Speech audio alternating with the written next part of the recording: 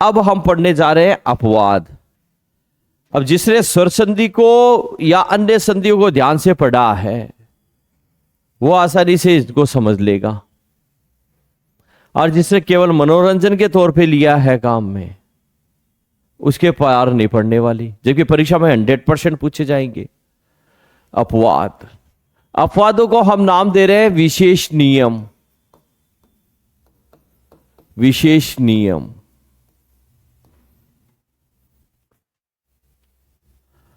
अब ध्यान देना। पहला नियम,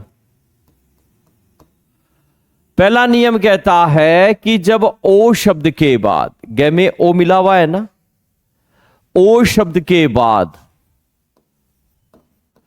इंद्र, अक्ष, अग्र, इंद्र, अक्ष, अग्र, इनमें से कोई शब्द आए तो वहां पर ये जो ओ दिखाई दे रहा है, इस ओ का आपको अव नहीं करना है, आपको पूरा का पूरा अव मानना है। जबकि अयादि संधि में किसको मान रहे थे? अव को। यहां अपवाद इसलिए है, विशेष नियम इसलिए है, यदि ये का ये मान लेते तो फिर तो अयादि संधि होती, लेकिन यहां कुछ चेंज होना चाहिए। विशेष नियम का मतलब ही वही है। तो यहां गोके में जो ओ है, इस ओ के बाद में, इनके बाद इनमें से कोई एक भी शब्द आए, 3 शब्द फिक्स है ये, तो इस ओ का आपको ये ओ नहीं करना है, आपको ये अव करना है, अव माना जाएगा। तो यहां पर अब इस स्थिति को देखें हम, तो ओ का अव होगा, फिर भी अव होने के बावजूद संधि कौन सी मानी जाएगी? कौन सी? अयादि। जबकि अयादि में यह पढ़ा था हमने, लेकिन अपवाद हो गया कि यह आएगा। अब एक दूसरी बात और, अपवाद या विशेष नियम का मतलब है कि किसी भी उदाहरण में 2 संधि नियम लागू होंगे। 2 संधि नियम लागू होंगे। जैसे यहां अयादि संधि को मान लिया, लेकिन यहां पर कभी गुण संधि भी अपना कुछ अंश प्रस्तुत करेगी, कभी यहां पर दीर्घ संधि भी आएगी, लेकिन क्रेडिट हमेशा किसको दिया जाएगा? अयादि को, क्योंकि अयादि संधि के कारण ये अव मिला है। जो भी शब्द बनेगा वो इस अव के कारण बनेगा, भले ही फिर दूसरी संधियां आकर थोड़ा बहुत अपना योगदान दे, लेकिन शब्द का निर्माण करने के जो पिलर है, जो मूल स्तंभ है, वो ये अव शब्द है, इसलिए क्रेडिट इसी को दिया जाएगा। अब देखना कैसे। हमने एक शब्द लिया यहां पर गवेंद्र, गवेंद्र, इस शब्द का निर्माण करना है तो नियम के अनुसार गो प्लस इंद्र, क्योंकि ये तो नियम है ना, ओ के बाद में इन तीनों में से एक शब्द आना चाहिए। हमने इंद्र को ले लिया। पहले वाले पद का अंतिम वर्ण निकाला हमने, तो यहां ओ के बाद में इंद्र शब्द साफ साफ दिखाई दे रहा है,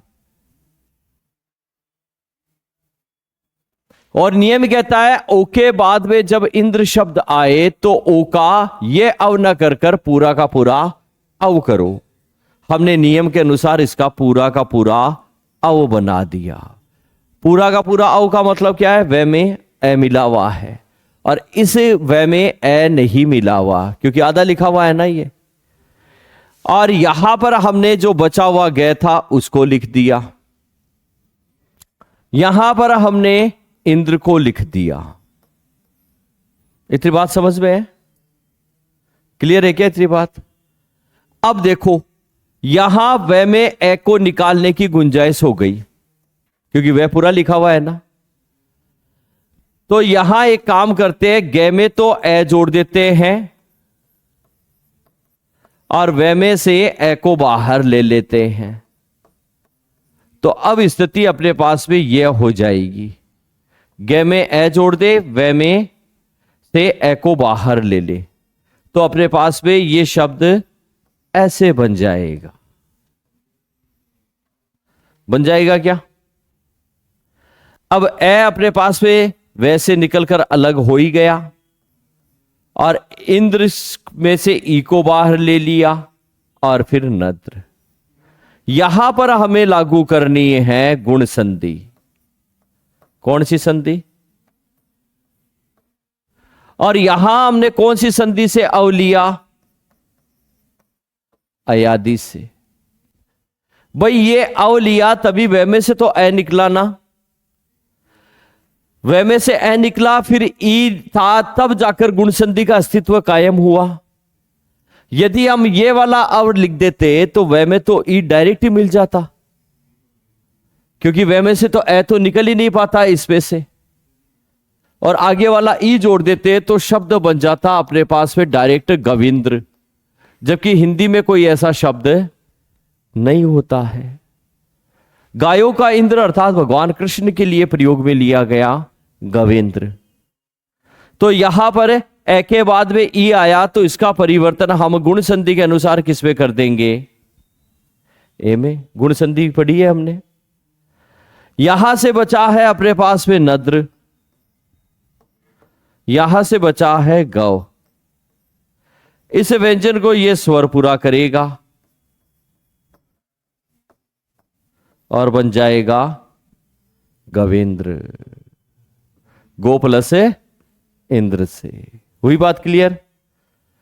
इसी प्रकार से एक शब्द आएगा गवाक्ष, खिड़की का पर्यायवाची। इसका संधि विच्छेद करेंगे तो क्या बनेगा? गो प्लस अक्ष। गो के बाद में अक्ष शब्द आ गया ना। अब यहां ओ के बाद में गे में से पहले ओ को ले लेते हैं, नियम पर आ जाते हैं। नियम कहता है गो के ओ के बाद यदि अक्ष शब्द आए तो इस ओ का पूरा औ करो। हमने पूरा का पूरा औ कर दिया नियम के अनुसार।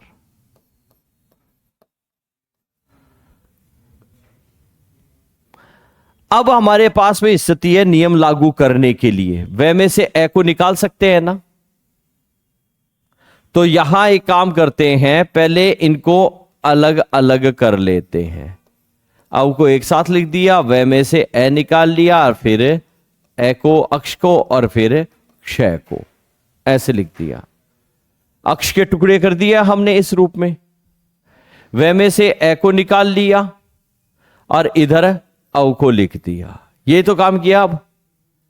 अब देखो इस व्यंजन को तो ये पूरा करेगा, लेकिन इस वे को ये ए पूरा नहीं कर सकता, क्योंकि हमने तो नियम लागू करने के लिए इसको परे लिया है, बाहर निकाला है। तो वह जोड़ेंगे तो वह आधा हो जाएगा। अब ध्यान दो, ए प्लस ए क्या बनता है? कौन सी संधि से? Very good. तो ये दीर्घ संधि से।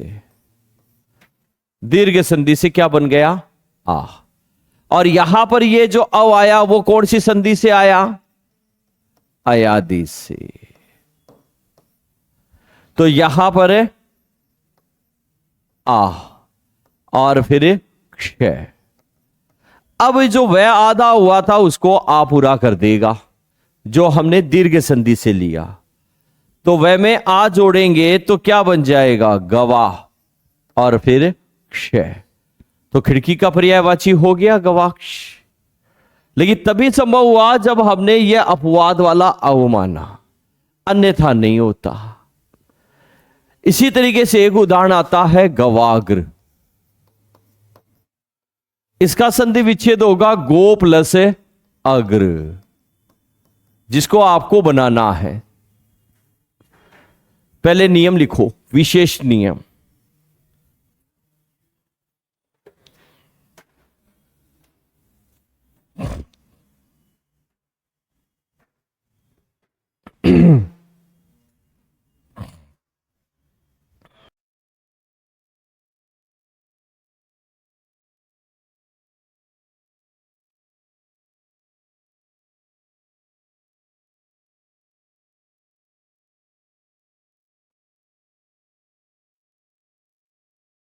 बनाया गवाग्र का, क्या किया, गो प्लस है तो गे में से किसको बाहर लोगे,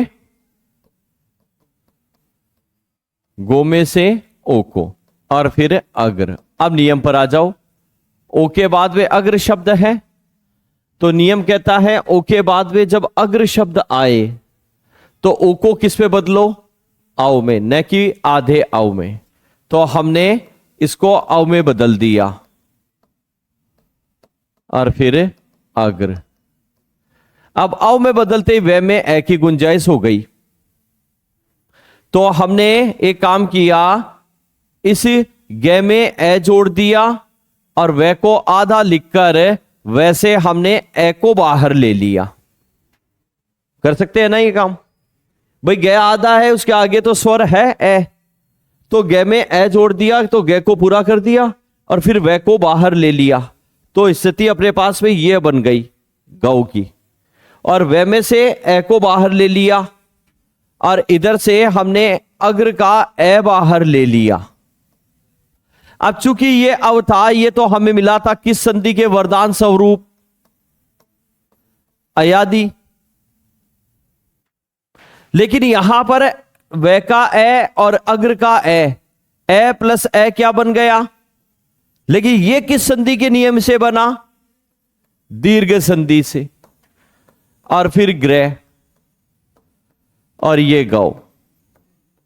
अब इस वे को ये आ पूरा करेगा और शब्द क्या बनेगा, गवाग्र। दो संधियों के नियम टकरा गए यहां पर, इसलिए अपवाद का मतलब ही क्या है, दो संधि नियम।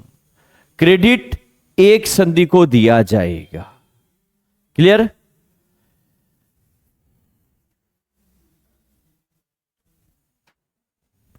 दूसरा नियम, जब गो के बाद ये युति में से कोई शब्द आए, समझना नियम को, गौ शब्द के बाद ये युति शब्द आए तो ये जो ओ दिखाई दे रहा है इसका आप औ भी कर सकते हो और इसका औ भी कर सकते हो, दोनों कर सकते हो।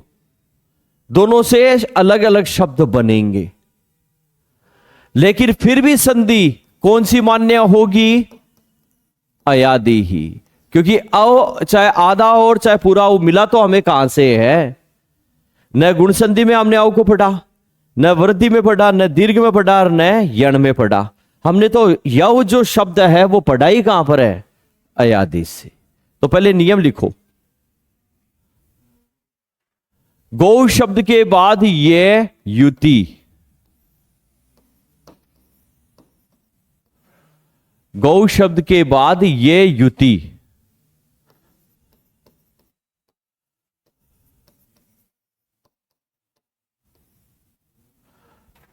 में से कोई शब्द आए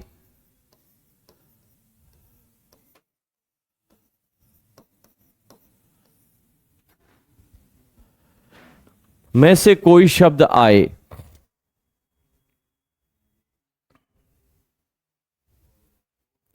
तो गो के ओका, गो के ओका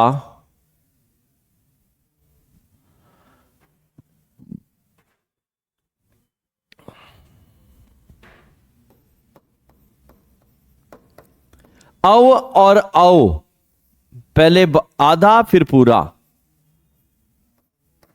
अव और औ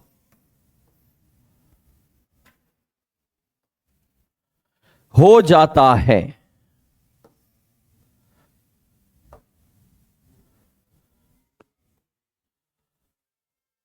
अव और औ हो जाता है, संधि अयादि ही कहलाती है,